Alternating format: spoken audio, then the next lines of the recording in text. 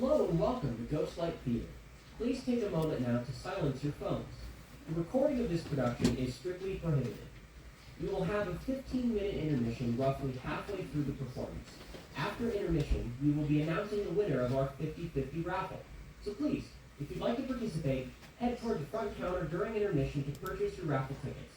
Thank you for coming, and please enjoy William Shakespeare's A Midsummer Night's Dream.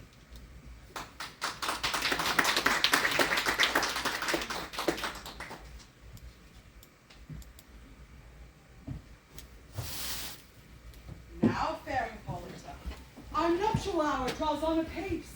4 happy days brings in another moon. But oh, methinks how slow this old moon wanes. She lingers my desires like to a stepdam or a dowager, long withering out a young man revenue. 4 days will quickly skip themselves in night. 4 nights will quickly dream away the time. And then the moon, like to a silver ball bent in heaven, shall behold the night of our solemnities. Hippolyta, I wooed thee with my sword, and won thy love doing thee injuries. But I will wed thee in another key, with pomp, and with triumph, and with reveling. Happy be Theseus, our renowned Duke. Thanks, Egeus. What's the news with thee? Full of vexation come I with complaint against my child, my daughter Hermia. Stand forth, Demetrius. My noble lord, this man hath my consent to marry her. Stand forth, Lysander. And my gracious Duke, this woman hath bewitched the bosom of my child. Thou, Lysander, thou hast given her rhymes and interchanged love tokens with my child. Thou hast by moonlight at her window sung with feigning voice verses of feigning love, and stolen the impression of her fantasy with bracelets of thy hair, rings, dogs, conceits. With cunning hast thou filched my daughter's heart. Turn her obedience, which was due to me, to stubborn harshness. And, my gracious Duke, be it so she will not hear before your grace consent to marry with Demetrius. I beg the ancient privilege of Athens. As she is mine, I may dispose of her, which shall be either to this gentleman or to her death, according to our law immediately provided in that case. What say you, Hermia? Be advised, fair maid, Demetrius is a worthy gentleman. So is Lysander. But in this kind, wanting your father's voice, the other must be held the worthier. I would my father look but with my eyes. Rather your eyes must with his judgment look. I do entreat your grace to pardon me. I know not what by power I am made bold, nor how it may concern my modesty, in such a presence here to plead my thoughts. But I beseech your grace that I may know the worst that may befall me in this case, if I refuse to wed Demetrius. Either to die the death, or to abjure forever the society of men. Therefore, fair Hermia, question your desires, know of your youth, examine well your blood. Whether you yield not to your father's choice, you can endure the livery of a nun. So will I grow, so live, so die, my lord. Ere I will my virgin patent up unto its lordship, whose unwished yoke my soul consents not to give sovereignty. Take time to pause. On the next new moon, the sealing day betwixt my love and thee for everlasting bond of fellowship, either on that day be prepared to die for disobedience to thy father's will, or to wed Demetrius as he would, or on Diana's altar to protest for austerity and single life. Relent, sweet Hermia, and Lysander, yield my praised title to my certain right. You have a father's love, Demetrius. Let me have Hermia's. Do you marry him? Scornful Lysander, true he hath my love, and what is mine, my love shall render him, and she is mine, and all my right of her I do estate unto Demetrius. I am, my lord, as well derived as he, as well possessed. My love is more the case. My fortunes every way as fairly ranked, if not with advantage, as Demetrius. And which is more than all family's boast can be, I am beloved, beauteous Hermia. Why should not I prosecute my right? Demetrius, I'll vouch it to his head, made love to Neater's daughter Helena, and won her soul. And she, sweet lady, devoutly dotes in idolatry upon this spotted and inconstant man. I must confess that I have heard so much, and with Demetrius thought to have spoke thereof. But being overfull with self-affairs, my mind did lose it. Demetrius, come. And come, Egeus. You shall go with me. I have some private schooling for you both. For you, fair Hermia, look you arm yourself to fit your fancies to your father's will, unless the law of Athens yields you up, which by no means may we extenuate, to death and to a single life. Come, my Hippolyta. Come, my Hippolyta. What cheer, my love. Come along, Demetrius, Egeus. I have some business to employ you with against our shore. With duty and desire, we follow you.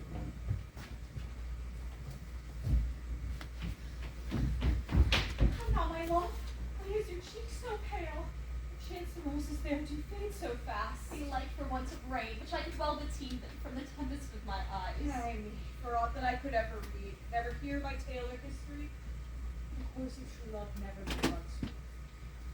Either it was different in blood, Oh, cross, too high to be enthralled too low. or it stood upon the choice of Oh, friends. how to choose love behind others' eyes. Or if there were a sympathy in choice, war, death, or sickness did lay siege to it, making it as momentary as a sound, swift as a shadow, short as any dream, brief as the lightning in the culling night that in a spleen unfolds both heaven and earth, and ere a man have power to say, behold, the jaws of darkness do devour it up. So quick bright things come to confusion. If then true lovers have been ever crossed, it stands as an edict invested. And let us teach our child patience, because it is a customary cross, as due to love as thoughts and dreams and sighs, wishes and tears, poor fancy's followers. A good persuasion. Therefore, hear me, Hermia. I have a widow aunt, a dowager of great revenue, and she hath no child. From Athens is her house removed 7 leagues, and she respects me as her only child. There, gentle Hermia, may I marry thee? To that place the sharp Athenian law could not pursue us. If thou lovest me then, steal forth thy father's house tomorrow night, and in the wood a league without the town, where I did meet thee once with Helena to do observance to a morn of May, there stay with thee. My good Lysander, I swear to thee by Cupid's strongest bow, in that same place thou hast appointed me, tomorrow truly will I meet with thee. Do you promise, love? Look, here comes Helena. Oh, Godspeed, fair Helena, with her way. Call you me fair, the fair again unsay. Demetrius loves your fair. Oh, happy fair. Your eyes are lodestars, and your tongue's sweet air more tunable than lark to shepherd's ear. Oh, teach me how you look, and by what art you sway the motion of Demetrius' heart. I frown upon him, yet he loves me still. Oh, that your frowns could teach my smile such skill. I give him curses, yet he gives me love. That my prayers could such affection move. The more I hate, the more he follows me. The more I love, the more he hated me. His folly, Helena, is no fault of mine. None but your beauty. Would that fault were mine. Take comfort, neither more shall see my face. Lysander and myself will fly this place. Helen, to your minds we will unfold. Tomorrow night, when Phoebe doth behold her silver visage in the watery glass, decking with liquid pearl the blade of grass, a time that lovers' flights doth still conceal, through Athens' gates have we devised to steal. Farewell, sweet playfellow, pray thou for us, and good luck granting thou Demetrius.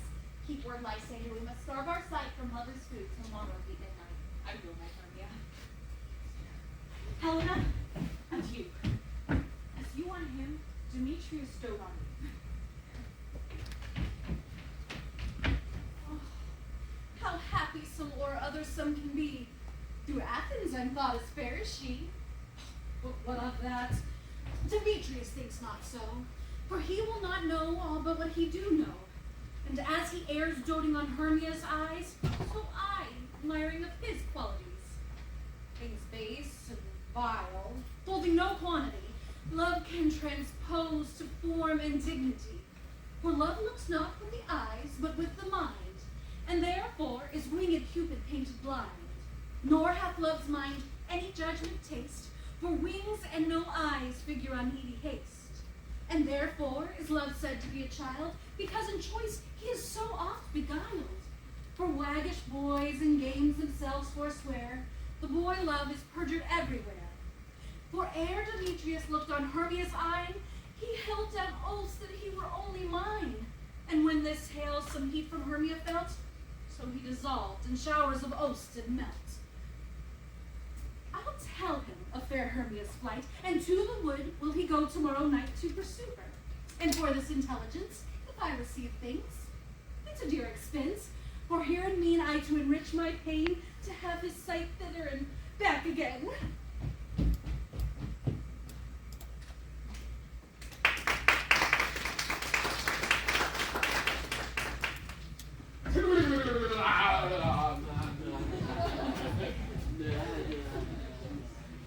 Is all our company here? You'd best call them generally man by man according to the script. Here is the scroll of every man's name, which is thought fit through all Athens to play at our interlude before the Duke and the Duchess on his wedding day at night. First, good Peter Quince, say what the play treats on, then call forth your actors, and so grow to a point. Marry, our play is the most lamentable comedy and most cruel death of Pyramus and of his people. A very good play, I assure you, and a merry. Now, good Peter Quince, call forth your actors by the scroll. Masters, spread yourselves.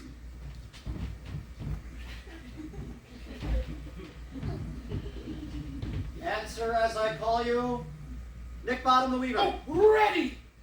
Name what part I am for, and proceed. You, Nick Bottom, are set down for Pyramus. Oh! Oh! Oh! Oh! Oh! Oh! Yeah! Oh! Oh!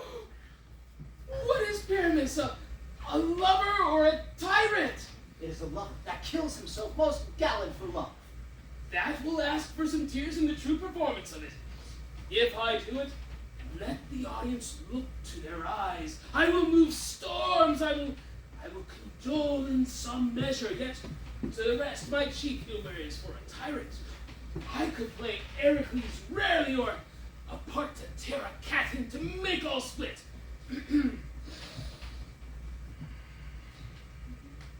The raging rocks and shivering shocks shall break the locks of prison's gates, and Theseus' car shall shine from afar and make him bar the foolish face.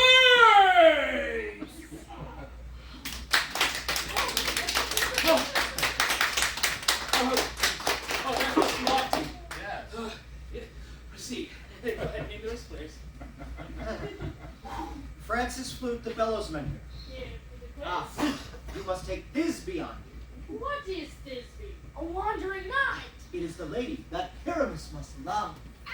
Nay, please, let me not play a woman. I have a beard coming. Let Startzell do it. That's all one. You shall play it in a mask, and you may speak as soft as you will. Oh, and I may hide my face. Let me play Thisbe too. I will speak in a monstrous little voice. Thisbe, oh, Thisbe, oh, Pyramus, and lover dear, thy lady dear, and Thisbe dear. No. You must play Pyramus, and Flute, you Thisbe. Well, proceed. Robin Starveling the tailor. Here, Peter Quince. You, Robin Starveling, must play Thisbe's mother. Tom Snout the tinkerer. Here, Peter Quince. You, Pyramus's father. Myself, Thisbe's father. Snub the joiner. You, the lion's part. And I hope here is a play fitted. Have you the lion's part written? Pray you, if it be, give it me, for I'm slow of study. You may do it extempore, for it's nothing but roaring. Let me play the lion's part too. Oh, I will roar you that I will do it, and so it's good to hear me. I will roar that the Duke will say, Let him roar again. Let him roar again! And you would do it too terribly that you would fright the Duchess and the ladies that they would shriek, and that would be enough to hang us all. I grant you, friends, that if we are to fright the ladies out of their wits, they would have no choice but to hang us. But I will aggravate my voice. I will the twanging nightingale. I will as any slender. You may play no part but Pyramus. For Pyramus is a sweet-faced man, a proper man, as one shall see in a summer's day, a lovely, gentleman-like man. Therefore, you must needs play Pyramus. Bah! I will undertake it. What beard best I play it in? Why would you will? But masters, here are your parts, and I am to entreat you, request you, and desire you to come then by tomorrow night and meet me in the palace wood a mile without the town by moonlight. There we will rehearse, and I pray you, fail me not. There will we meet, and we will rehearse most courageously and obscenely. Take pains. Fail me not. Be perfect. Adieu. At the Duke's Oak we meet. Enough. Hold or cut bowstrings. Adieu. Duke's Oak.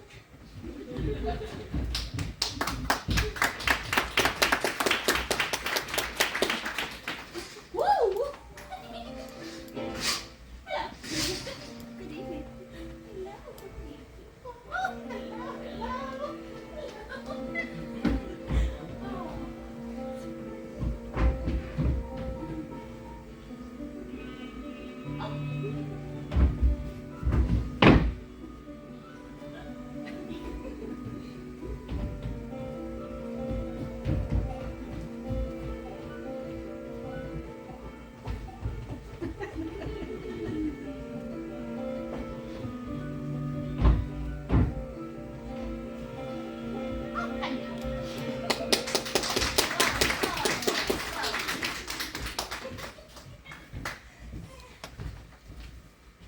How now, spirits? Whither wander you? I do wander everywhere, lifted in the moon sphere, and I serve the fair queen to do her orbs upon the green, and hang a pearl in every castup's ear.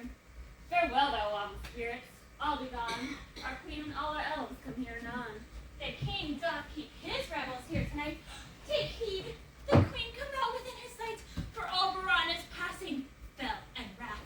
Because that she has her intended hath a lovely boy, stolen from an Indian king, who never had so sweet a changeling.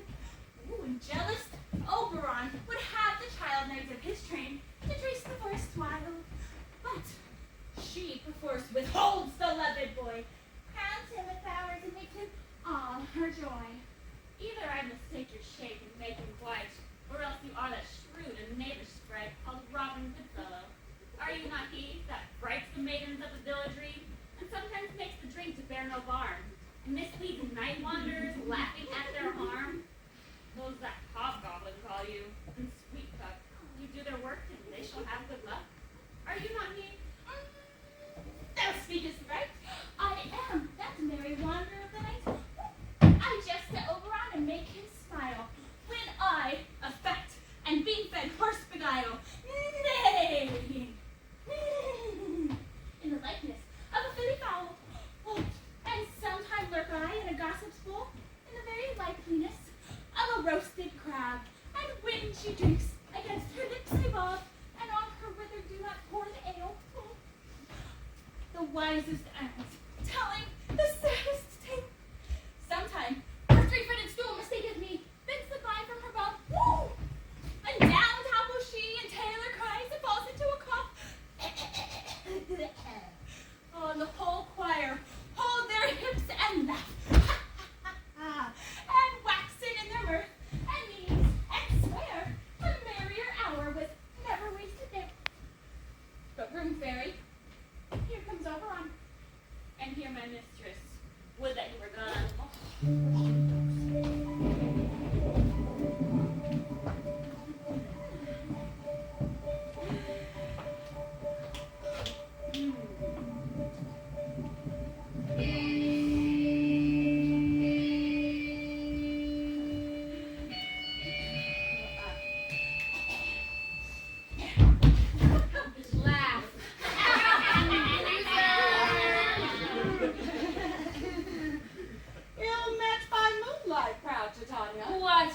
jealous Oberon.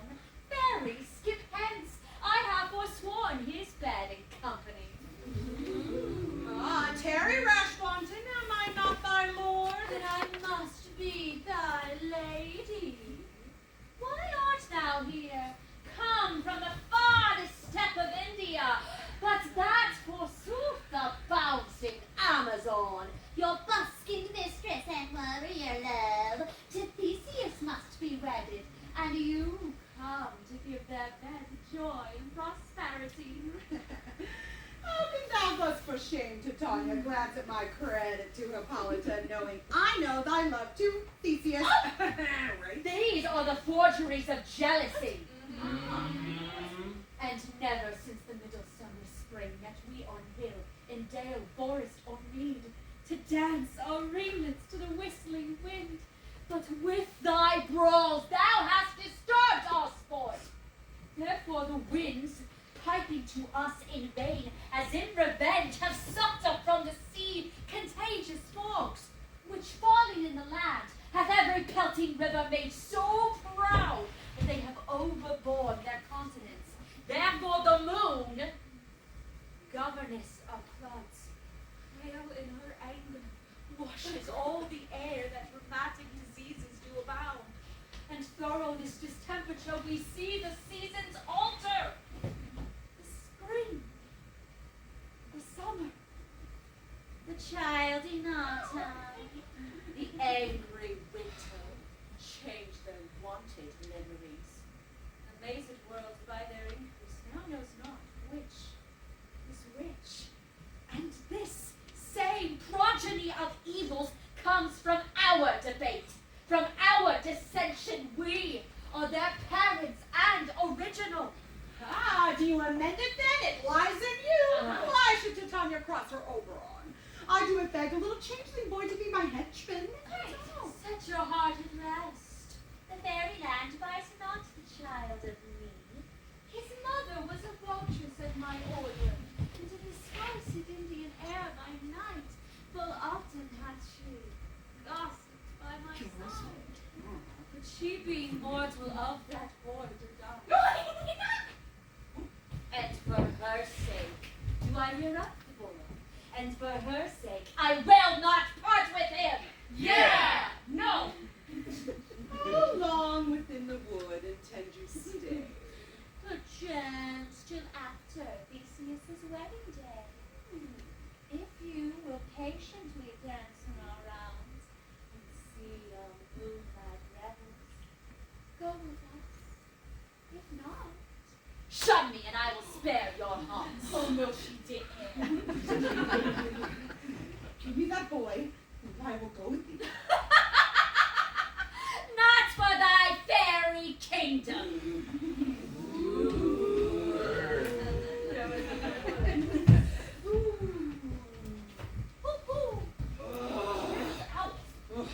Well, go thy way. Thou shalt not leave this robe until I have tortured thee for thy injury. Oh, gentle pup, come hither. Fetch me that flower.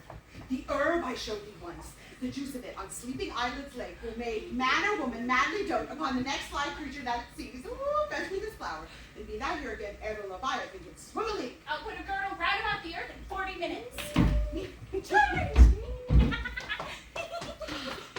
Having once this juice, I'll watch Titania while she is asleep and drop the liquor of it in her eyes. The next thing that she waking sees, be it lion, or bear, or wolf, or bull, on meddling monkey, on busy ape, she shall pursue it with the soul of love.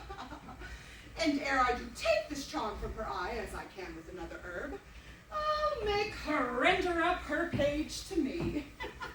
Oh, but who comes? I am invisible, and I will overhear their conference. Love thee not, therefore pursue me not. Where's Lysander and fair Hermia? The one I'll slay and the other slayeth me. Thou toldst me they were stolen unto this wood, and here I am enwoed within this wood, because I cannot meet my Hermia. Hence get thee gone and follow me no more. You draw me, you hard-hearted adamant, and yet you draw not iron, for my heart is as true as steel. Leave you your I entice thee? Do I speak thee well? Or rather, do I not, in plainest truth, tell you I do not, and I cannot love you? Oh, before that, do I love you even more? I am your spaniel, Demetrius. The more you beat me, I will fawn on you. Use me as your spaniel.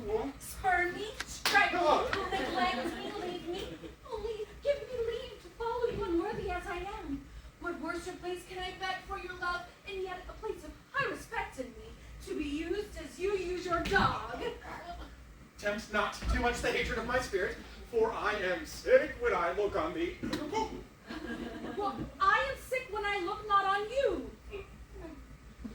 I will run from thee and hide me in the brakes, and leave thee to thy mercy of wild beasts. Oh, the wildest hath not a heart as you.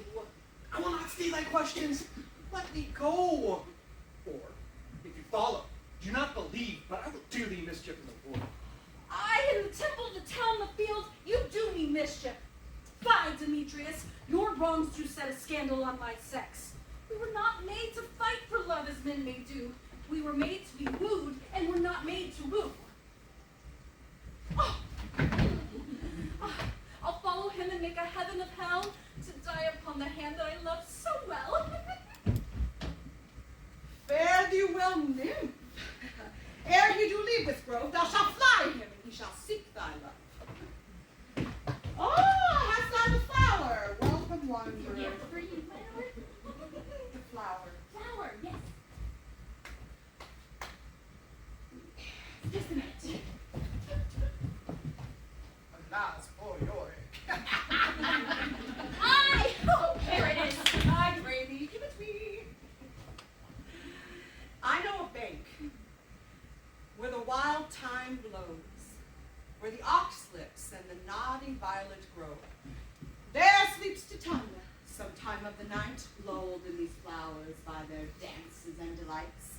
And with the juice of this, I'll streak her eyes and make her full of hateful fantasies. I'm really proud of it, too. Take out some of it, and seek throughout the grove a sweet Athenian lady is in love with a disdainful youth. Anoint his eyes, and do it when the next thing he espies shall be the lady. Thou shalt know him by the Athenian garments that he hath on. Affected with some care, that he may prove more fond on her than she upon his love, and be here again ere the first cock crow. Fear not, my lord. Your servant shall do so. Hey, anyway. Oh, can I, Yes, you can have the bones. Oh, good help is so hard to find in Athens these days. come, send me now to sleep, then to your offices and let me rest. Oh, it's the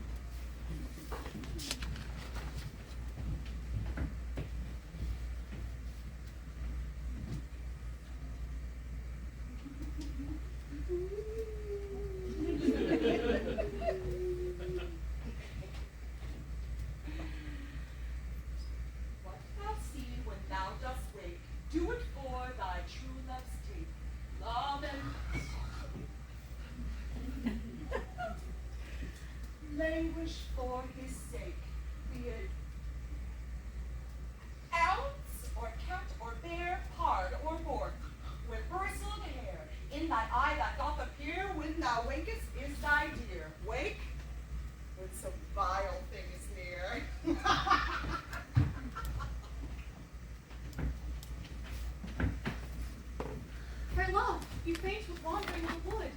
And to speak in troth, I have forgot our way.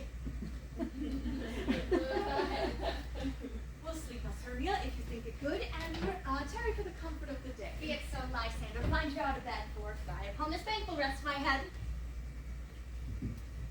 One turret shall serve as pillow for us both.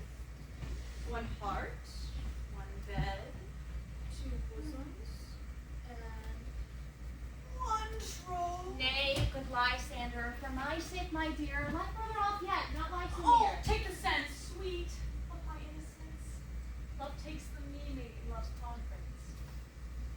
I mean that my heart and yours is knit, so that but one heart we can make of it.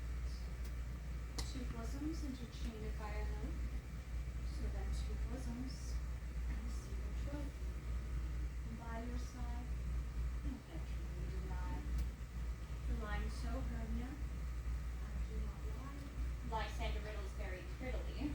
Now much picture my manners and my pride, if Hermia meant to say that Lysander lied, a gentle friend, for love and courtesy, like her rock. In human modesty, such separation as well can be said becomes a virtuous bachelorette and a maid.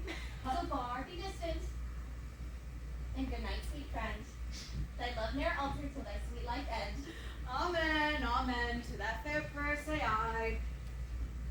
And end life when I am awake. Here's my bed. Sleep. Give thee all his rest. But hath that wish, the wisher's eyes be pressed.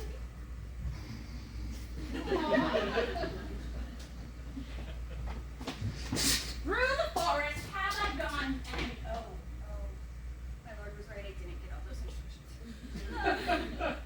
Something with an Athenian! That's the one!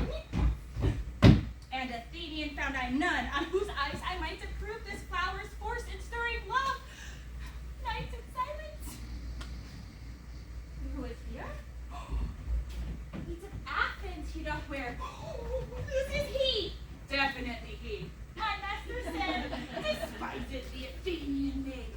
Oh, here the maiden sleeping sound on the dank and dirty ground. Oh, pretty soul. She durst not lie near this lack love, this kill courtesy. Churl, upon my eyes I throw all the power this charm doth own. When thou wakest, but love forbids, sleep his seat on thy eyelid. So wake when I am gone, for I was now to Oberon. Stay, though thou kill me, sweet Demetrius. I charge thee hence and do not haunt me thus. Oh, wilt thou darkling leave me? Do not so. Stay. On thy peril, I alone will go. Ah!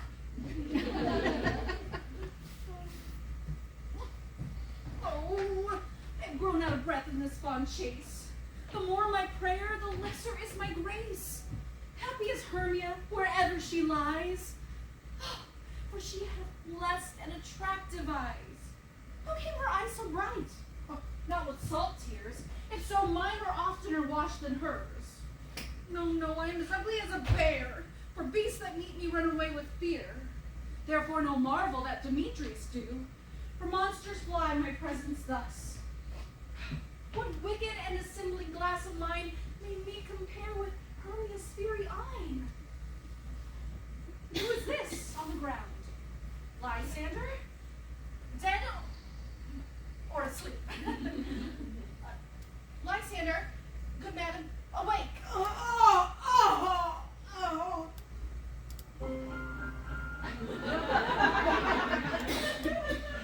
Run and fly, where will for thy sweet sake.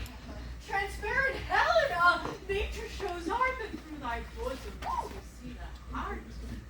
There's to be oh, how fit a word is that violated perish of my sword. Say not so, Lysander, say not so. What though he love your Hermia, what though? Yet Hermia still loves you, then be content. Content with Hermia? No, I do repent the tedious minutes with her I spent. Not Hermia, but Helena. I do love. Who will not change her raven for love?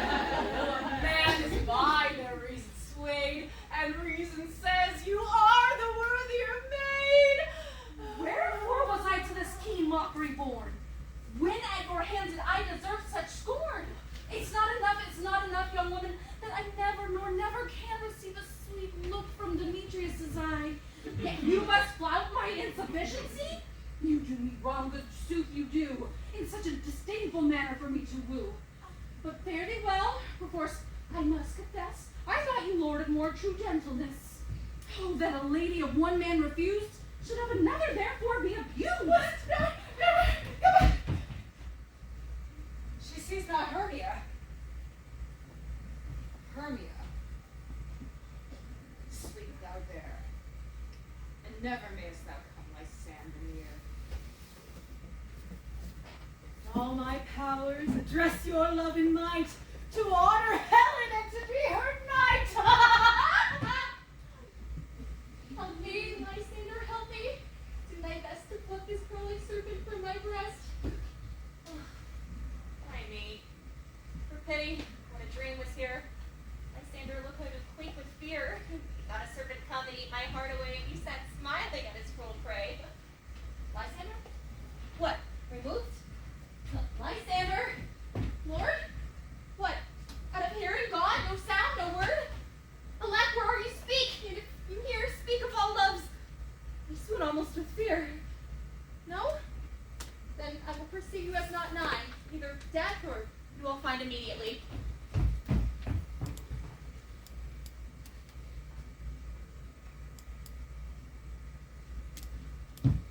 Are we all met?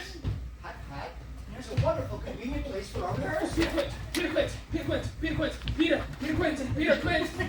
What Peter! sayest thou, bully bottom? There are things in this comedy of Pyramus and Thisbe that will never fit. First, Pyramus is to draw a sword and kill himself, which the ladies cannot abide. How answer you that? Fire lake and a parlous fear. I'm afraid we'll have to leave the killing out then when all is said. Nay, not a whit! I have a device that will make all well! Write me a prologue. And let the prologue seem to say that we will do no harm with our swords, and that Pyramus is not killed indeed. Oh, and for the more better assurance, tell them that I, Pyramus, am not Pyramus, but Bottom the Weaver. This will put them out of fear.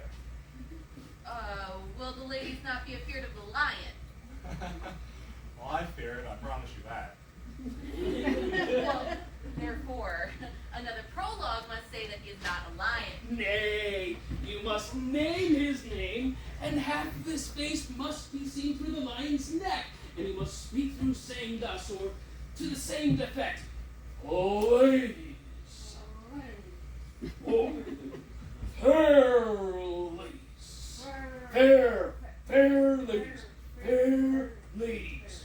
I would request you, or I would wish you, or I would entreat you not to fear, not to tremble.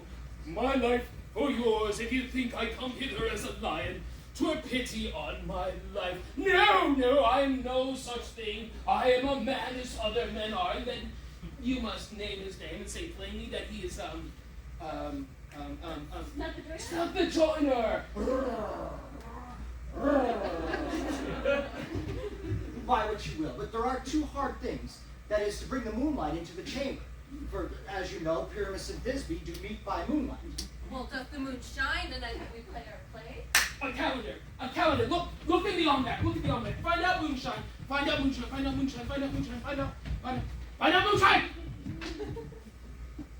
Yes, it doth shine that night. Why then, may you leave a casement of the great chamber window open where we play, and there may the moonlight shine in at the casement. Aye. Or else one must come in with a bush of thorns and a lanthorn and say that he comes to disfigure. Or to present the person of moonshine!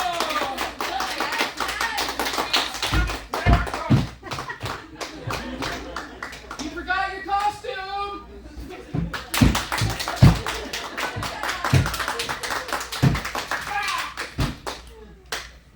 Then there is another thing. We must have a wall in the great chamber. For Pyramus and Thisbe, says the story, you talk through the chink of a wall. You can never bring in a wall. What say you, Bottom? Well, some man or other must present wall, and he must hold his fingers thus. thus. And there at the chink may Pyramus and Thisbe whisper. If that may be, then all is well. But come, sit down, every mother's son. Rehearse your parts. What half-dead hoaxbuns have been swaggering here, so near the cradle of the Fairy Queen? What? A play tour? I'll be an auditor, an actor too, perhaps, if I see them. And scene. Speak, Pyramus. Thisbe, stand forth. Thisbe, thy flowers of odious savor sweet. Odors? Odors. Oh, odors, savor sweet. So hath thy breath, my Thisbe dear. But hark, a voice. Stay but here a while, and by I will to thee appear. Oh, stranger pyramids that never played here. Oh, I have an idea. Must I speak now? Aye, marry, must you. You must understand that he goes but to see a noise that he heard, and is to come again. Most radiant Pyramus, most lily white of hue, of color like the red rose on triumphant briar, as true as horse, that yet would never tire. Oh, meet thee, Pyramus, at Ninny's tomb. Ninus's tomb, man. Why? You must not speak that yet. That you answer to Pyramus. You speak all your parts at once, cues and all. Pyramus, you may enter. Your cue is past. It is never tire. Oh, as true as horse, that yet would never tire.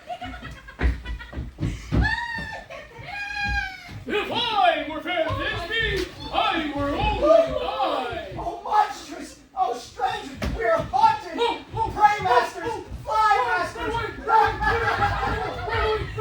I'll follow you. I'll lead you about to wrap your bob to bush to break your fire. All right, I found a lancer. Never mind. Why do they run away? This is a knavery of them to make me afraid. Thou art changed. What do I see on thee? What do you see? Oh, you see an asset of your own, do you? Bless thee, brother. Bless thee. Thou art translated. I see their knavery. Oh, this is to make an ass of me. To fright me if they could. But I will not stir from this place. Do what they might. I will walk up and down and I will sing so that they will hear I am not afraid. We also cock so black of hue with orange bill, the throstle with his notes so true, the wren with little quill. What angel wakes me from my flowery bed? The finch, the sparrow, and the lark, the pencil cuckoo gray, who's no Flaminian and a mark, and dares not answer no, and dares not answer no. Indeed, who would set his foot to so foolish a bird? Who would give such a bird the lie, though he cried, cuckoo? Never so, I pray thee, gentle mortal, sing again. Mine ear is much enamored of thy note, so is mine eye frolic to thy shape. And thy fair virtue's force perforce doth move me on the first view to say, to swear. I love thee! Methinks, mistress, you should have little reason for then, yet to say in faith, reason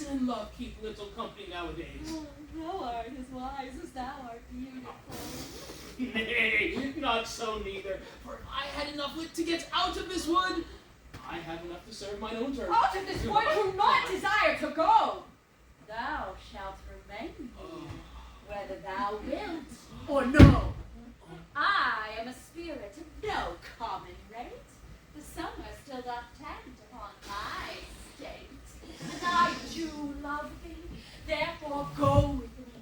I'll give thee fairies to attend on thee, and they shall fetch thee jewels from the deep, and sing while now on crescent flowers dost sleep. Peace blossom, cobweb, moth and mustard seed, ready. And I. Oh, where shall we go? Yeah, basically. Be kind and courteous to this gentleman. Hop in his walks and gambol in his eyes. Feed him with apricots and dewberries, with purple grapes, green figs, and mulberries. Pluck the wings from painted butterflies to fan the moonbeams of his sleeping eyes. Not to him, elves, and do him courtesies. Hail, mortal. Hail. I cry your worship's mercy heartily.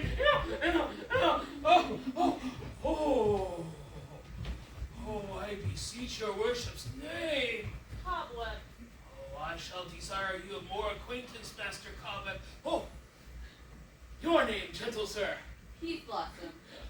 Commend me to Mistress Squash, your mother, and Master Peace, God, your father. I shall desire you of more acquaintance too, Master Peace Blossom. I beseech your worship's name. Mustard seed. I know your patience well, Master Mustard Seed. I shall desire you of more acquaintance to. For that fair race! Mine. Come, wait upon him and lead him to my bower. The moon, methinks, looks with a watery eye.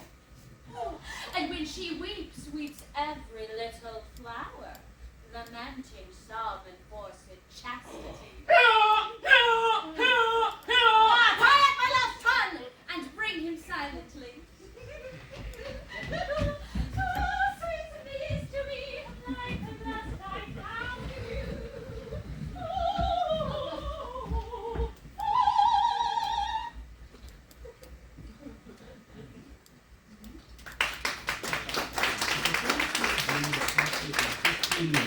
This is also your last call to purchase raffle tickets for our 50-50 raffle. If you are selected as our lucky winner, make sure you check in with the front desk before leaving to claim your prize. Thank you for supporting Ghostlight Theater.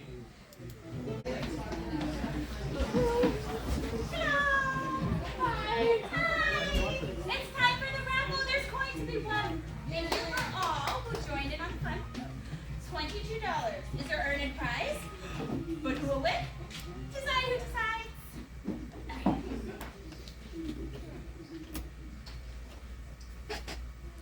All right. Last four numbers. 7014. Yay! You are the winner! Now you can have dinner. Now, friends, please don't leave. That would be such a bummer. Sit back and enjoy the rest of Midsummer.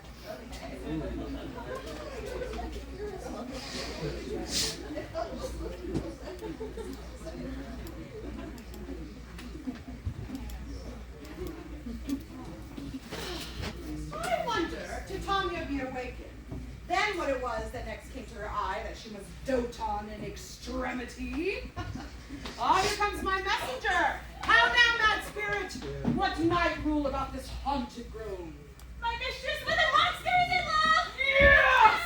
Near to her close and consecrated bower while she was in her dull and sleeping hour, a crew of patches, rude mechanicals, that work for bread upon Athenian stalls, were met together to rehearse a play. Actors. No. A play intended for great Theseus' nuptial day. The shallowest thick skin of this barren sort, who Pyramus presented in their sport, were so kissing and entered in a break when I did him at this advantage take, and as his small life fixed on his head,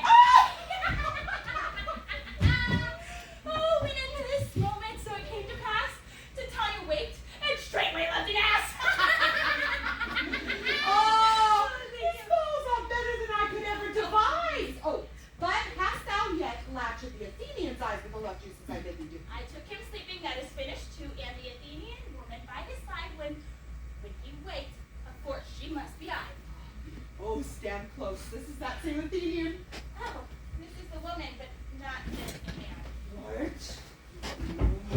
Why would him loves you so lean? Breath so bitter on your bitter foe? Nay, but shy, but I should use thee worse. For thou, I fear, hast given me cause to curse. If thou hast slain Lysander in her sleep, being horseshoe in the blood, plunge in the deep and kill me too. It cannot be but thou hast murdered her. So should a murder look so dead, so grim? So should the murdered look. So should I, pierced through the heart with your stern cruelty. Yet you, the murderer, look as bright, as clear as yonder innocent glimmering sphere. What's this to my Lysander? Where is she? Oh, good Demetrius, wilt thou give her me? I'd rather give her carcass to my hounds. Oh, out, dog, out, cur, thou drivest me past the bounds of the maiden's patience. Hast thou slain her then? Oh, henceforth be never numbered among men. Oh, once tell true, even for my sake. Durst have looked upon her being awake, and hast thou killed her sleeping? Oh, brave touch.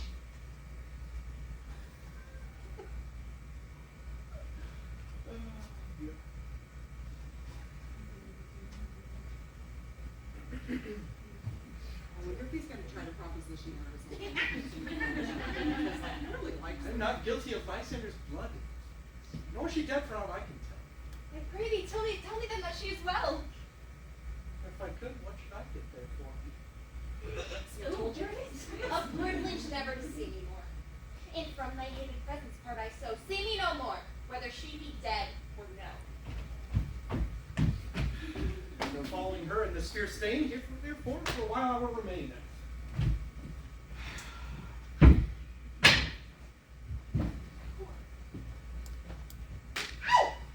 What hast thou done? Thou hast mistaken quiet and laid the love juice on some true love's sight. Oh, if thy misprison some pre-force must ensue. Some true love turn it and not false turn it true.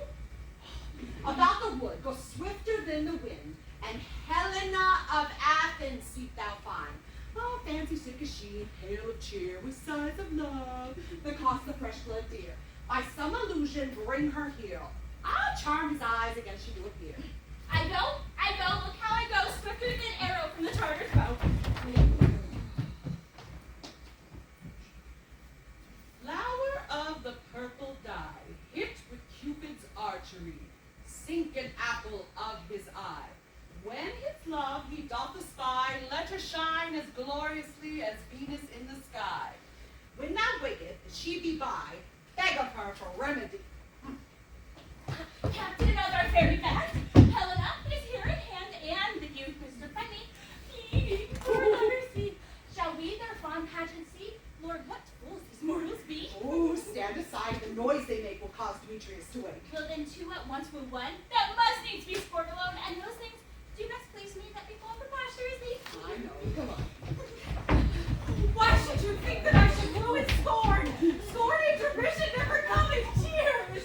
Look, when I bow, I weep. And thou so born in their nativity, all truth appears. How can these things in me seem scorn to you, bearing the badge of faith and prudence? You do advance your cunning more and more. When truth kills truth, oh devilish holy fray, these vows are Hermia's. Will you give her o'er? Weigh oath with oath, and nothing will you weigh. These vows to her and me, when put into scales, will even weigh and both as light as tails. I had no judgment when to her I swore. Nor none now that you give her o'er. Demetrius loves her, and he loves not you.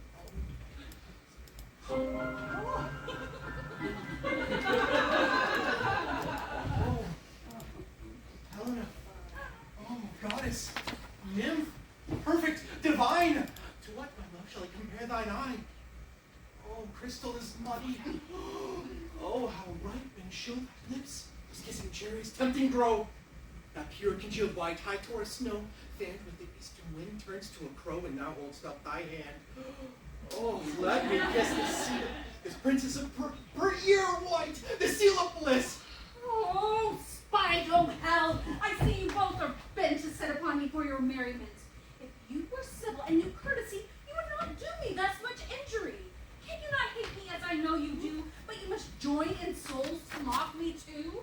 To bow and swear and super praise my parts, when I know you hate me with all of your hearts. No! Yes! You are rivals and love Hermia. And now rivals to mock Helena. A trim exploit, a manly enterprise to conjure tears in a poor maid's eyes with your derision. None of noble sort would so offend a virgin and extort a poor maid's soul. That will make you sport. You are unkind, Demetrius. Be not so. For you love Hermia. This you know I know. But here, with all goodwill, with all my heart, in Hermia's love, I yield you up my part. And in yours, Helena, to me bequeath, whom I do love and will do till my death. Never have mockers wasted such idle breath. Lysander, keep thy Hermia, I will none. If ever I loved her, all that love is gone. My heart to her is but guess why it sojourned. And now to Helena, his home returned, there to remain.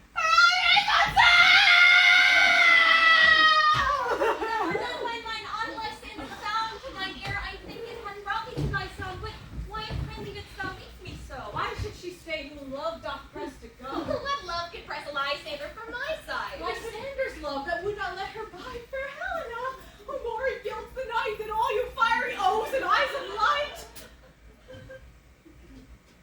My sakes, tell me, cannot this make thee know the hate I barely made me leave thee so? You speak not as you think you cannot be. Lo, she is one of this confederacy. Now I can see, conjoined all three to fashion this false sport in spite of me.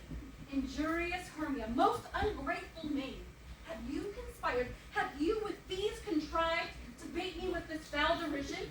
Is all the counsel we two have shared, the sister vows, the time we have spent when we chide the hasty-footed time for parting us, is that all forgot? All school-days friendship, childhood innocence? And will you rend our ancient love asunder to join with men in scorning your poor friend? It is not friendly, 'tis not maidenly. Our sex as well as I may chide you for it, though I alone feel the injury. I am amazed at your passionate words. I scorn you not. It seems that you scorn me. Have you not set Lysander, as in scorn, to follow me and praise my eyes and face? And set your other love, Demetrius, who even but now did spurn me with his foot, to call me goddess, nymph, divine and rare, precious, celestial? Wherefore he speaks this to her he hates.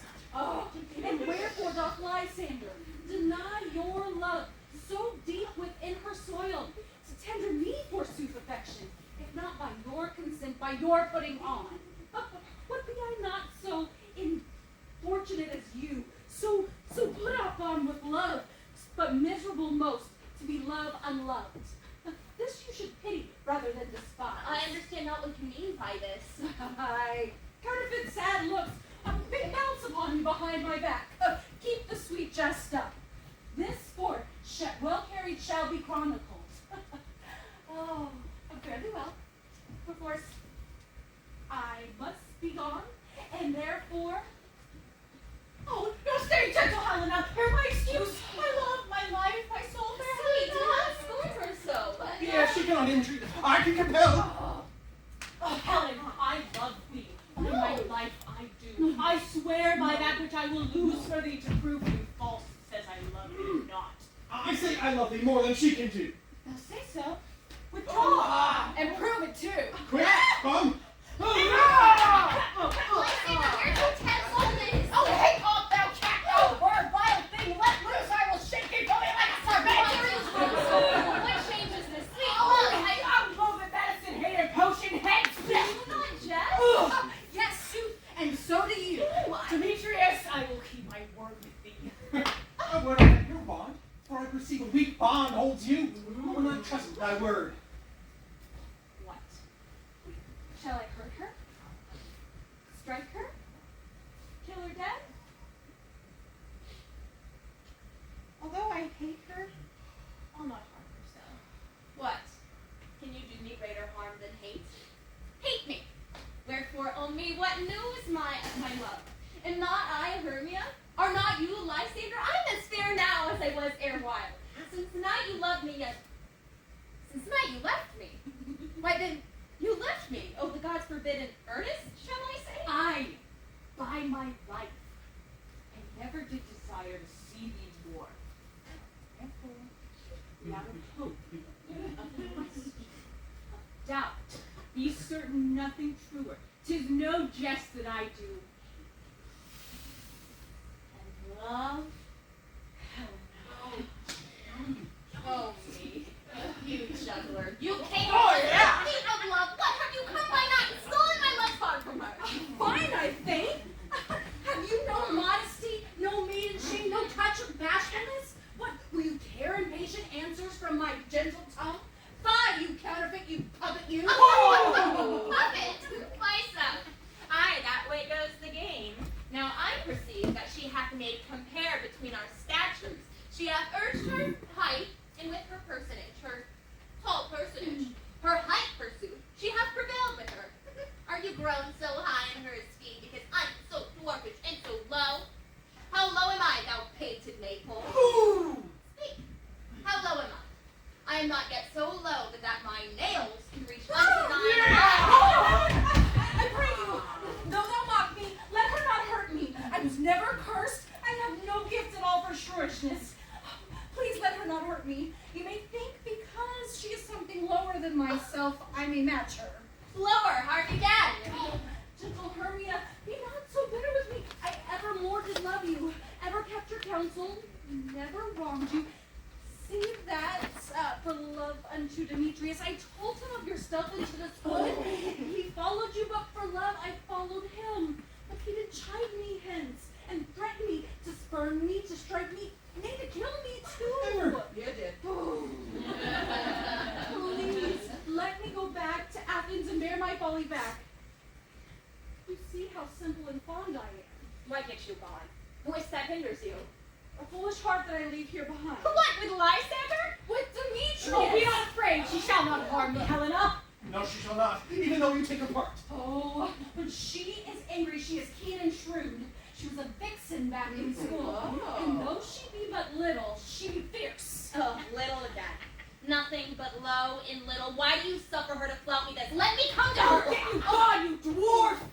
You maid of such a kangaroo, not grass maid. You be you eagle. Now follow, if thou darest, to try whose right of thine or mine is most in her power. Father, nay, I will go with the cheek by jowl. Oh.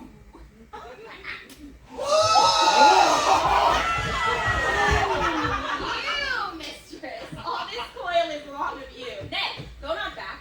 I will not trust you, nor will I stay in your cursed company. Your hands and mine are quicker for a fray. My legs are longer, though, to run away.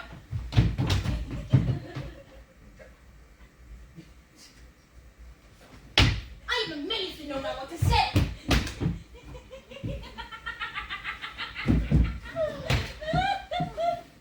It's hilarious. This is thy negligence. Still thou hast mistaken, unless I have committed thy knaveries willfully. Believe me, King of Shadows, I mistook. Did not you say I would know the man by the Athenian garments he had on? Man. Man? And so far, blameless proves my enterprise that I have going to an Athenian's eyes. And so far, my glad suited sword is this their jangling. I do esteem this sport. Thou seest that the lovers seek a place to fight. Hie, therefore, Robin, overcast the night, and lead these testy rivals so astray as one come not within another's way, till o'er their brows death counterfeiting sleep, with leaden legs and batty wings doth creep. Then crush this herb into Lysander's eyes. Lysander's eyes. Whose liquor hath virtuous property to take from thence all error with her might, and make her eyeballs roll with wonted sight. When next they wake, all this derision will seem but a dream and a fruitless vision. Then off to Athens shall the lovers wend, with league whose date till death shall never end. Whiles I in this affair do thee employ, I'll to my queen and beg her Indian boy. And then her charmed eye I shall release her monstrous view, and all shall be at peace. Please don't mess this up.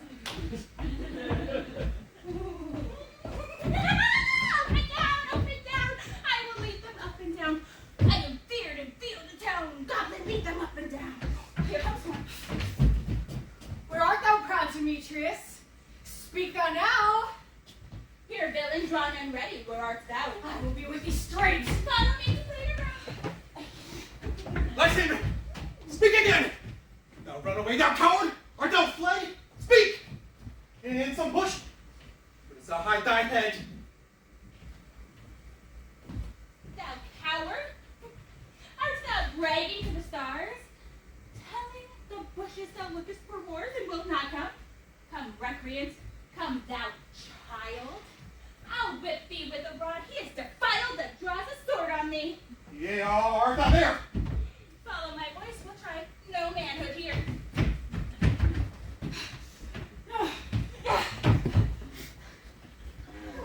Helen is much lighter heel than I. I followed fast, but faster he did fly. I followed in my dark, uneven way. Here will rest me. Come, thou gentle day, for but once thou show me thy grey light, I'll find Demetrius and revenge this spite. Ho, ho, ho! Why comest thou not? Bind me if thou darest. Thou shalt buy this dear. Thou run away? Oh! Where art thou now? Come hither, I am here. Nay! Then thou mockst me. Thou shalt buy this dear, if ever thy face by daylight see. Now go thy way. Weakness constraineth me to draw my length on this cold bed. But this approach looks to be visited. Oh, weary night, oh, long and tedious night, abate thy hour.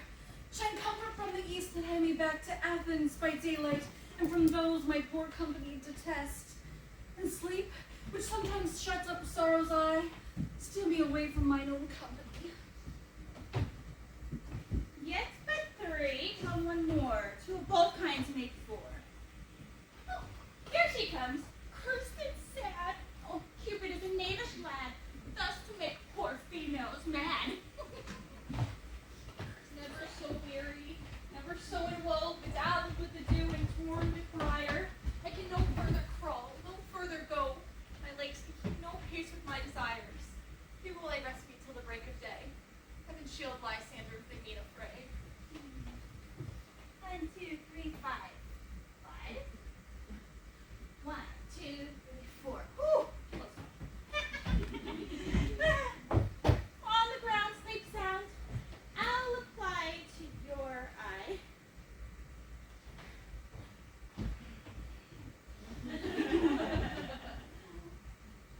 Gentle lover, ready. When thou wakest, thou takest true delight in the sight of thy former lover's eyes. Now the country proverb known that each man should make his own, in your waking shall be shown. Jack shall have Jill, naught shall go ill. The man shall have his mare again, and all shall be well. Wait, sweet, wait. Ooh, I would be in very big trouble if I forgot this. It is my lord's favorite. It is the top of the goat, if you will. Thank you. Oh, sit thee down upon this flowery bed, while I thy amiable cheeks do coy, and stick musk roses in thy sleek smooth head, and kiss thy fair large ears, my gentle joy. Where's Peas Blossom? Ready? Scratch my head, Peas Blossom. Where's Monsieur Cobweb? Ready. Oh, Monsieur Cobweb, grab your weapons in your hand and kill me a red-hit tumblebee on top of a thistle. What? And good Monsieur, bring back the honey bag. And Monsieur, take pains not to break the honey bag, for I would be loath if you were overflown with the honey bag, Senor. Huh? Where's mustard seed? Here. What's your will? Nothing good, Master Mustard Seed, but to help Calvary Cobweb scratch. I must to the barber's. Methinks I'm marvelous hairy about the face, and I am such a tender ass if my hair do but tickle me. Oh, I must scratch. What will thou hear so music, my sweet love? I have a reasonable good ear in music. Come, let's have the tongs and bones. Or say, sweet love, what thou desirest to eat. Truly, I'll peck a throwback there. Oh, I could munch your good dry oats. Oh, methinks I desire a bottle of hay. Oh, good hay, sweet hay, hath no fellow. I have a venturous fairy that shall seek the squirrel's hoard and fetch thee new nuts. Truly, I desire a handful or two of dried peas. Oh, dried peas, Cobweb! But I pray you, let none of your people disturb me. I have an exposition of sleep come upon me. Oh, sleep thou, when thou will wake thee like us. Fairies be gone and be always away. Really? Ah, shoot!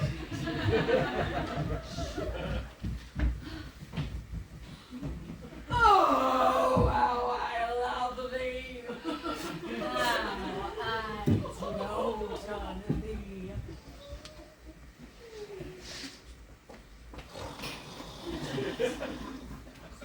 Welcome, good Robin. Seest thou this sweet sight? Fortunately, I do. Her dotage I do begin to pity, for meeting her lay behind the woods, seeking sweet favors from this hateful fool. I did upbraid her and fall out with her, and when I had at my pleasure taunted her, and she in mild terms had begged my patience, I did ask her for her changeling child, which she straight gave me, and her fairy sent to bear into my bower. Thank you. And now that I have the child, I shall remove this hateful imperfection of her eyes.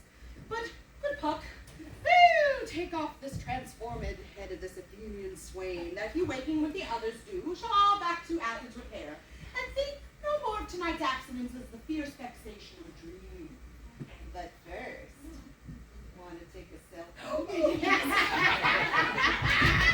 Oh my gosh, this is going to be so good.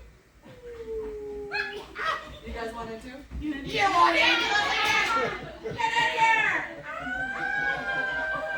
So good. I am posting that on all the unsealing and sealing court web pages.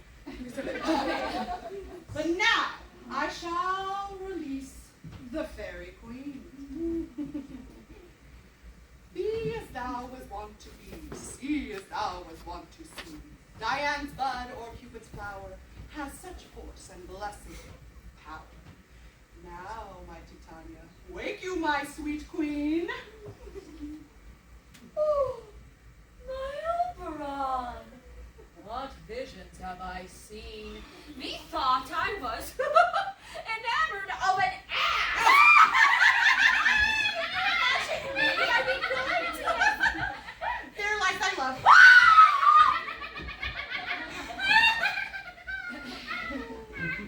How came these things to pass? Oh, how mine eyes do loathe his visage now. Now thou nigh new enamity and will tomorrow night solemnly dance into Theseus' house triumphantly, and blessed to all fair posterity. And there the faithful lover shall be wed with Theseus in all jollity. I'll tell you about it. My king attended lark, and do hear morning lark. Come, sweet queen, trip we after the silent sad. We, the globe, will compass soon, swifter than the wandering moon. Come, my lord, and in our flight tell me how it came this night that I sleeping here was found with these mortals on the ground. Silence a while. You participated! Robin, take off this head. Oh, please delete that! Oh, share! Want to? Ooh. Whoa, stop. Yeah. Yeah.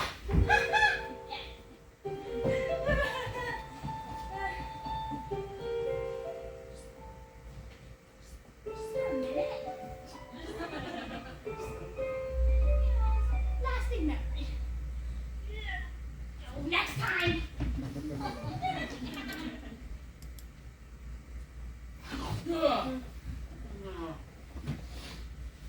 When my next cue comes, call and I will answer. My next is most fair Pyramus. Hey-oh. Peter Quince,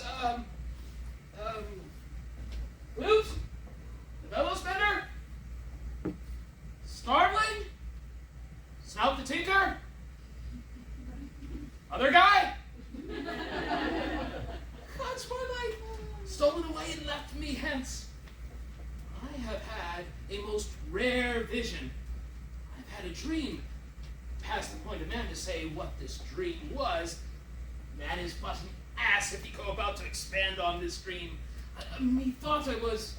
Well, there is no telling what methought I was, and methought I had... Man is but a patchwork fool if he explain what methought I had. The eye of man hath not heard, the ear of man hath not seen, man's hand not able to taste, his tongue able to comprehend, nor his heart able to report what my dream it was. I will get Peter Quince to write a ballad of this dream, and it shall be called Bottom's Dream, for it hath no bottom. And I shall perform it at the latter part of the play before the Duke. Peradventure, to make it the more gracious, I shall sing it at her death. Yes! Oh, the fairy queen and the tenderess and the fairy queen. What soft, what nymphs are these? My lord, this is my daughter here asleep. And this Lysander, this Demetrius is Helena, old Neater's Helena. I wonder of their being here together. Speak, Egeus, is this not the day that Hermia should give answer for choice? It is, my lord. Good morrow, friends. St. Valentine's pass. Begin these wood words but you couple now. Pardon, my lord. I pray thee all stand up. I know you two are bitter rivals. How comes this gentle concord in the world that hatred is so far from jealousy to sleep by hate and fear no enmity? My lord, I shall reply amazedly. Half sleep, half waking. Yet I swear. I cannot truly say how I came here. But as I think, for truly would I speak. And now do I. So it is. I came with Hermia hither. Our intent was to be gone from Athens, where we might without the peril of the Athenian law. Enough! Enough! My lord, you have enough. I beg the law upon her head. They would have stolen away. They would, Demetrius. Thereby to have defeated you and me. You of your wife and me of my consent. Of my consent that she should be your wife. My lord, fair Helen told me other stuff. What is the purpose hither to this wood? And I, in fury, hither followed them. Fair Helen, in fancy following me. But my good lord, I wot not by what hour, but by some power it is. My love to Hermia melted as the snow. It seems to me now as the remembrance of an idle god which in my childhood I did dote upon. Now the virtue of my home, now the fame, object and pleasure of mine eye is only Helen. To her, my lord, was I betrothed there as Hermia. But in sickness I did loathe this food. Whereas in health, from my natural taste, I do wish it, love it, long for it, will forevermore be true to it. Fair lovers, you are fortunately met. This discourse we will hear more anon. Egeus, I will overbear thy will. For in the temple by and by with us, these couples shall be eternally knit. And now, morning is somewhat born, our purpose hunting shall be set aside. Away with us to Athens, 3 by 3, we'll hold a feast in great solemnity. I have so much to Come say. right, Hippolyta! These things seem small and undistinguishable. Methinks I see these things with parted eyes when everything seems double. So methinks, and I found Demetrius like a jewel. Mine own and not mine own. Are you sure that we are awake? It seems to me that we sleep, we dream. Do not you think the Duke was here and bid us follow him? Yea, and my father, and Hippolyta, and he did bid us follow to the temple. Why, then we are awake. Let us follow him. By the way, let us recount our dreams.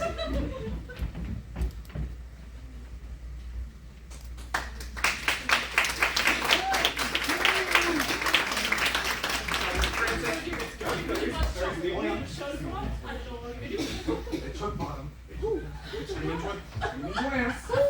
Fairies! Fairies! Have you sent her out of house? Has she come home yet? It cannot be heard of.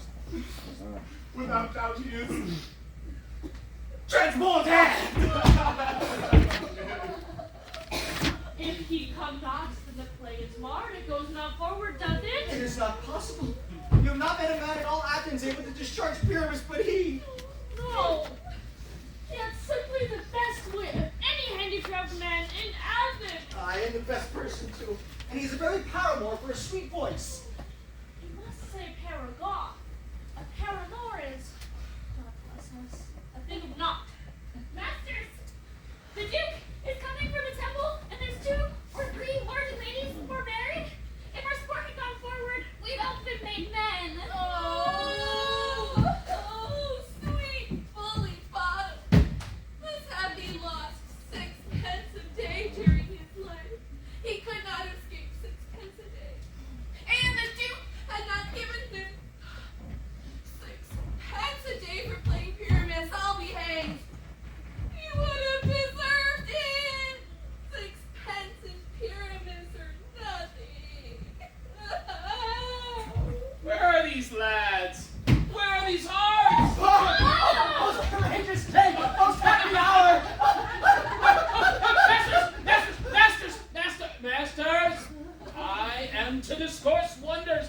But ask me not, for if I tell you I am no true Athenian, I will tell you everything right as it fell out. Oh, let us hear, sweet bottom! Not a word. All that I will say is the Duke hath dined. Get your apparel together, new strings to your beard, new ribbons to your pumps, and meet presently at the palace, every man look o'er his part, for the short and the long is, our play is preferred. In any case, let Thisbe have clean linen, and let not he that play the lion's part. Let's not pare thy nails, for they shall stick out as the lion's claws. Oh, and most dear actors, eat no onion nor garlic, for we are to utter sweet words, and I do not dare that they will say it is a sweet comedy. No more words! Away! Go away! Away! It's showtime! Showtime! Showtime! Showtime! Showtime! Showtime! Showtime! Showtime! Showtime! Tis strange, my Theseus, that these lovers speak of. More strange than true. I may never believe these antic fables nor these fairy toys. Lovers and madmen have such seething brains, such shaping fantasies that apprehend more than cool reason ever comprehends. Yes. The lunatic, the lover, and the poet are in imagination all compact. One sees more devils than vast hell can hold. That is the madman. The lover, all is frantic, sees hell's beauty on the brow of Egypt. The poet's eye, in fine fancy rolling, doth glance from heaven to earth and earth to heaven, and as imagination bodies forth the forms of things unknown, the poet's pen turns them into shapes and gives to airy nothing a local habitation and a name. Such tricks have strong imagination, that if they would apprehend some joy, they would understand some bringer of that joy. Or, in the dark, imagining some fear, how easy is a bush confused to bear. But all the story of the night told over, and all their minds transfigured so together, more witnesseth than fancies images, and grows to something of great constancy. Oh, here comes the lovers full of joy and mirth.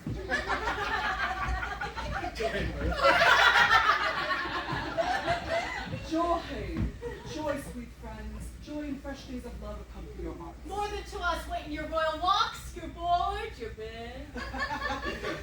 Come, what mass, what dances shall we have to wear away the long 3 hours between our after supper and our bedtime? Where's our usual master of mirth? Is there no play to ease the anguish of a torturing hour? So please your grace, the prologue is addressed.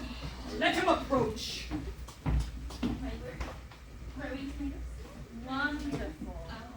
Especially small and dense for my children. Also brought among insults so they can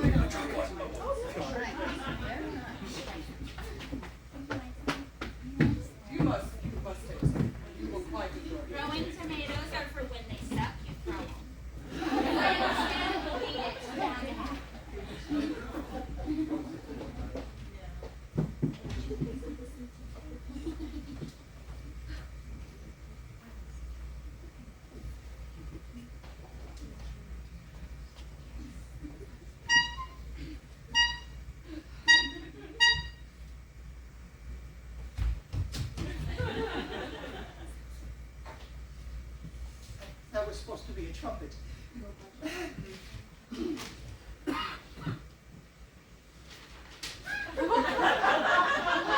Start then. Oh, shit. If we offend, it is with our goodwill. Oh?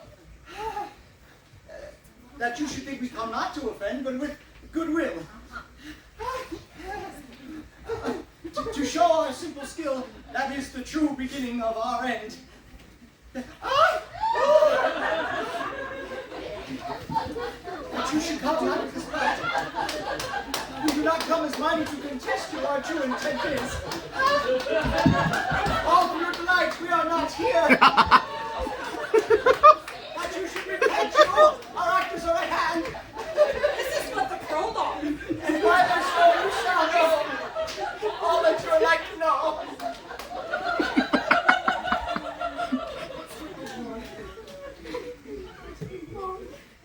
All that you would like to know. Ooh, this fellow doth not stand. This fellow doth not stand upon points. The abridged prologue like a rough cold. He knows not to stop. A good moral, my lord, is not to speak, but to speak true. Indeed, he hath writ on his prologue like a child on a recorder. A sound, but not in government. His speech is like a table chain, nothing impaired, but all disorder. Yeah. Who is next?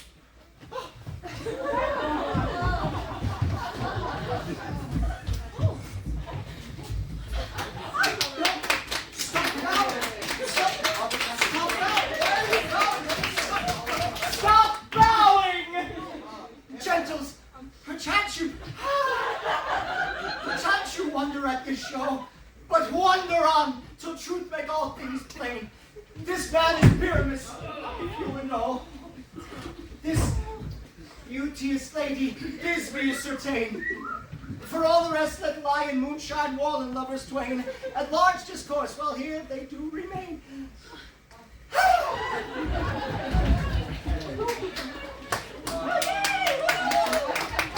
I wonder if the lion be to speak.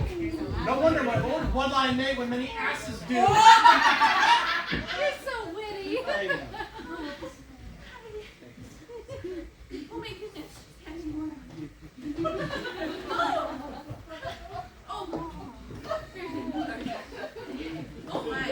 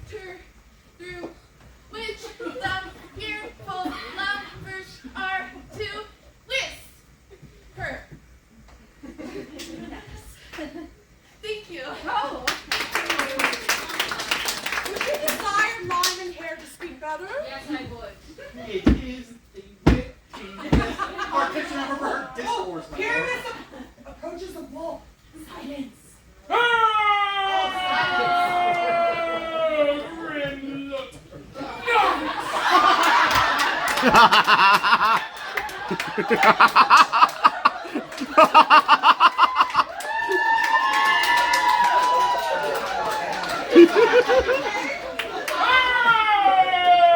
night with you so black. Oh, night, whichever odds when day is not. Oh, night, alack, alack, alack of talent.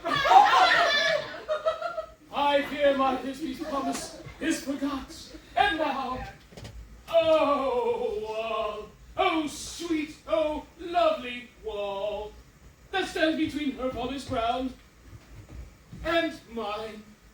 Oh, wall, oh, sweet, oh, lovely wall, show me thy chink, through which I may blink with my eye.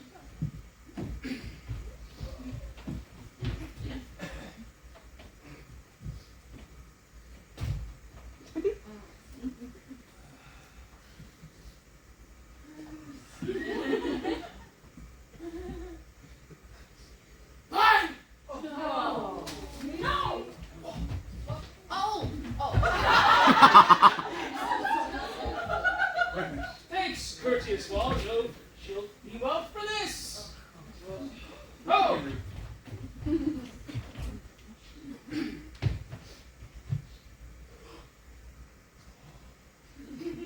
Oh, but what see I?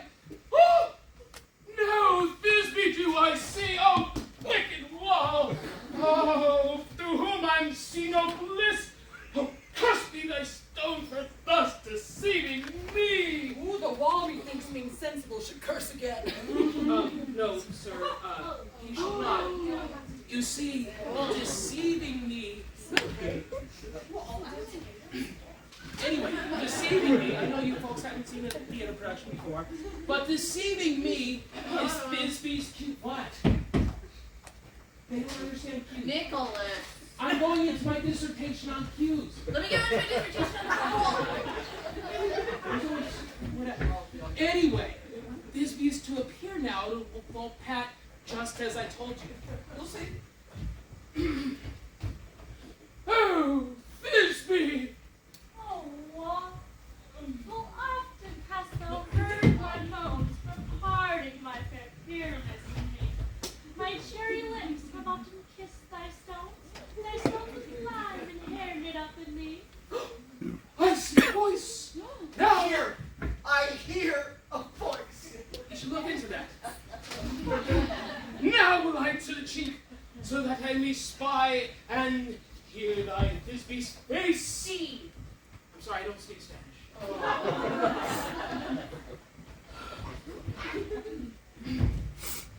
Thisbe! My love thou art, my love I think. Think what thou wilt. I am thy lover's grace. Kiss me through this hole in the wall.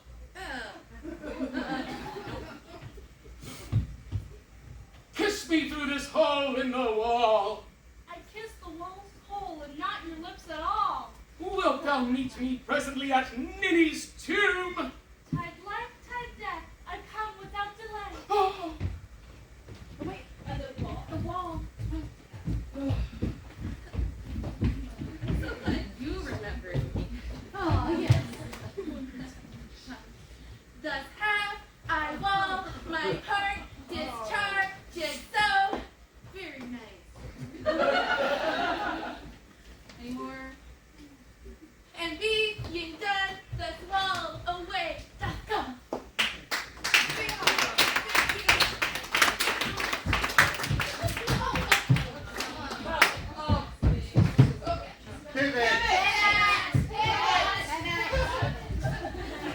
Thanks, courteous wall.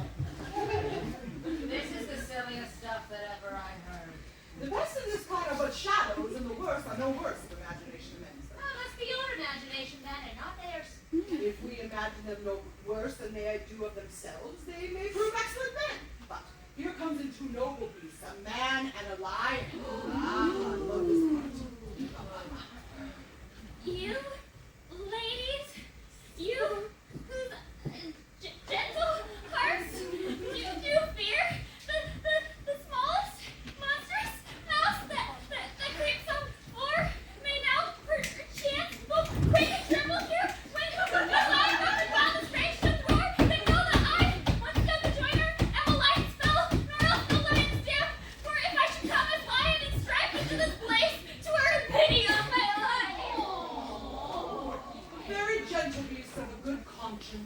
The very best of a beast I've ever seen, my lord.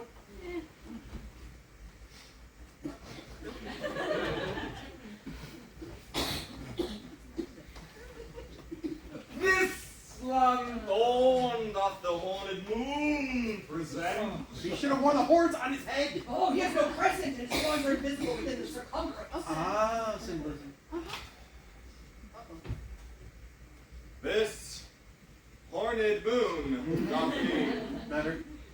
This lantern, whatever, present. And myself, the man in the moon, do seem to be. I am awary of this moon. Whither he would change. I see by his small light of discretion that he is in the way. Therefore, in all reason, all courtesy, we must stay the time. Proceed, moon. I don't have anything else to say. Just this lantern is the moon. I'm the man in the moon. It's thorny bush is my thorny bush, and this dog is my dog. What? Why all these should be in the lantern? For they are all in the moon. Okay, you want to come down? I'm silent. Oh, shit.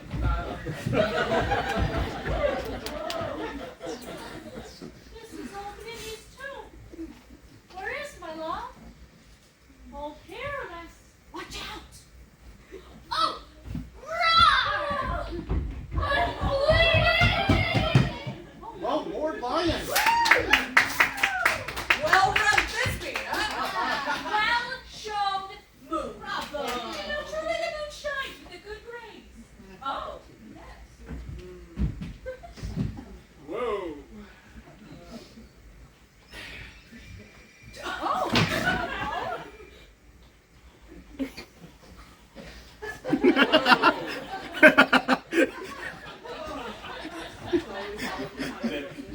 Oh, sweet moon! Vic, over here. Of course.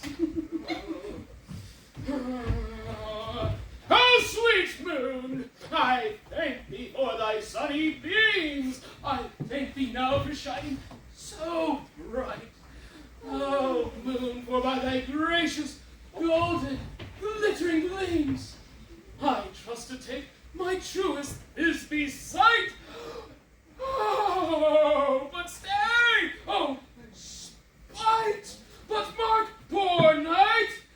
What dreadful dole is here? Oh, eyes! Oh, do you see? How can it be? Oh, thy mantle good! What? Stained with blood? Oh, me Fairies, come and quell, crush, conclude, and quell! passion and the death of a friend would go near to make a man look sad. It's through my heart that I pity the man. Oh, wherefore nature hath lion frame, for by a lion here hath deflowered my dear, deflowered my dear. Oh, which is no, which was the fairest dame that ever lived, that loved, that looks with cheer. Oh, come tears, come down.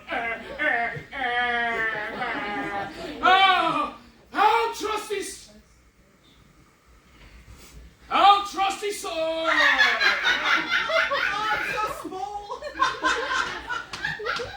Only there was a pill for that. Oh, come trusty sword and wound that pap of Pyramus! That's that pap. Or rather that, yeah. That's your right. That left pap of pyramid, with heart of pup. Oh, and thus, I die. Oh, good. Thus, thus.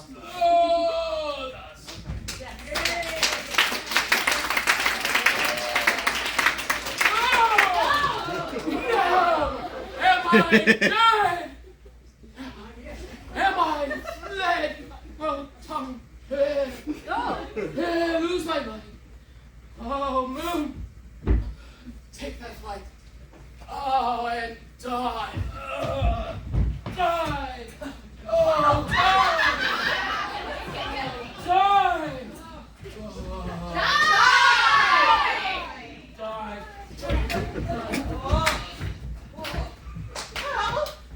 Well, the surgeon he may yet recover and prove an ass. How chance moonshine is gone before this becomes back and finds her lover? She shall find her by starlight. Here she comes, and her passion will end the play. Methinks you should not use a long one for such a pyramid. I hope she will be brief. Asleep, my love?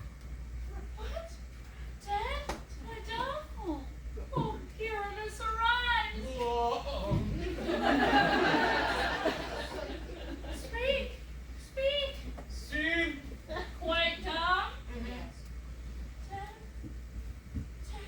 Oh, a tomb must cover my pretty eyes. These, my lips, this cherry nose, these yellow cowslip cheeks are gone. Gone! Lovers make moan. His eyes were as green as leaves. Oh, sisters three, come to me. With hands pale as milk, and lay them in gore, since you have shore. With shears his thread of silk. Tongue, not a word. Come, trusty soul. Come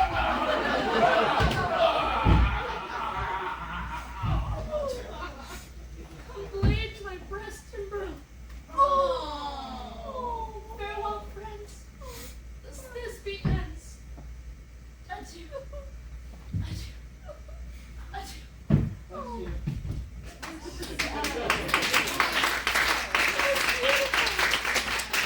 Moonshine and mine are left to bury the dead. Aye, Walton. No, sir. Sir, I assure you, the wall that stood between their father's ground. Oh, watch out. The wall that stood between their father's ground is down. Oh, would it please your grace to hear the epilogue or see a burgomask dance between two of our company? No epilogue! He said no. No epilogue, I pray indeed. For your play needs no excuse. Never excuse. For if the players are all dead, who needs no one to be blamed? Mary, if he who had writ it had played Pyramus and had hanged himself with his garter, it would have been a fine tragedy. But so it was, truly and notably discharged. Oh, here it goes. Autumn's dream. Next time.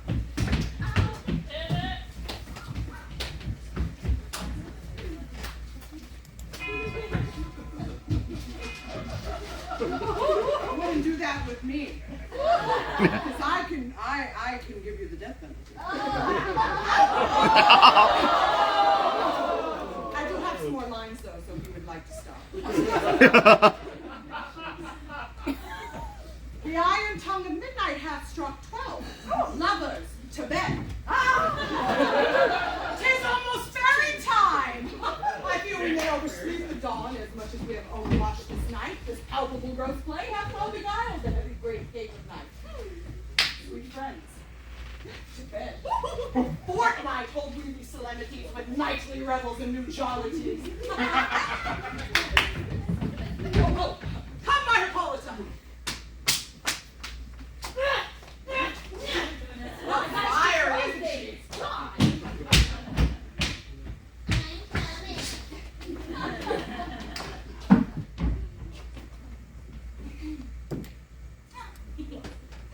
If we shadows have offended, think but this, and all is mended.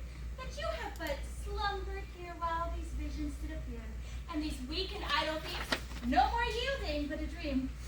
Gentles, do not reprehend. If you pardon, we will mend, and, as I am an honest puck, if we have unearned luck now to escape the serpent's tongue, we will make amends ere long. Else the puck, a liar call. So, good night unto you all. Give me your hands if we be friends, and Robin, shall restore amends.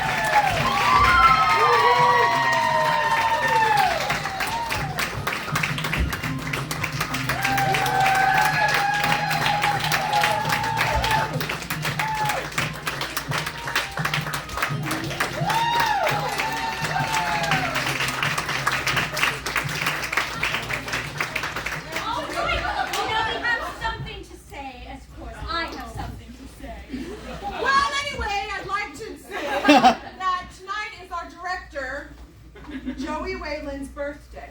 So we'd like to have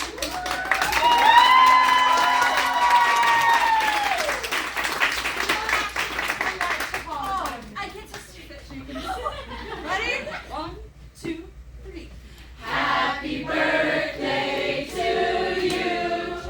Happy birthday to you. Happy birthday, dear Joey. Happy birthday to you.